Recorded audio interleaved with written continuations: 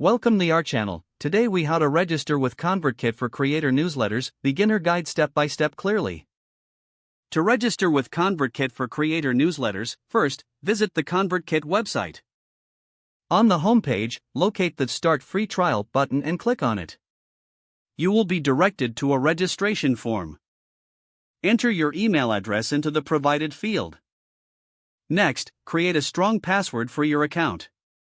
Confirm your password by entering it again in the designated field.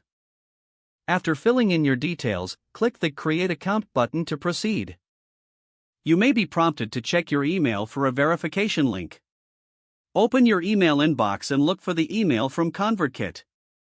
Click on the verification link within that email. Once your email is verified, you will be redirected to a welcome page.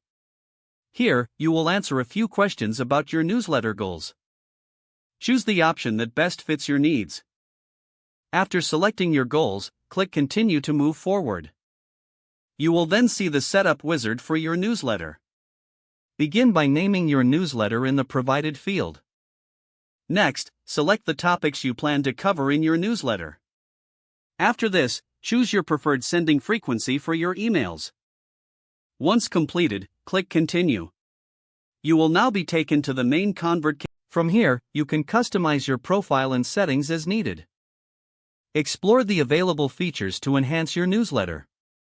You are now ready to start creating and sending your newsletters using ConvertKit. If the page does not load, refresh the browser or try again in a private or incognito window.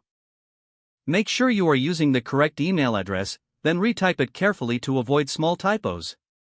If your password is not accepted, use the reset option and create a new strong password you can remember. Check your spam folder for verification or security emails, then complete any requested confirmation steps.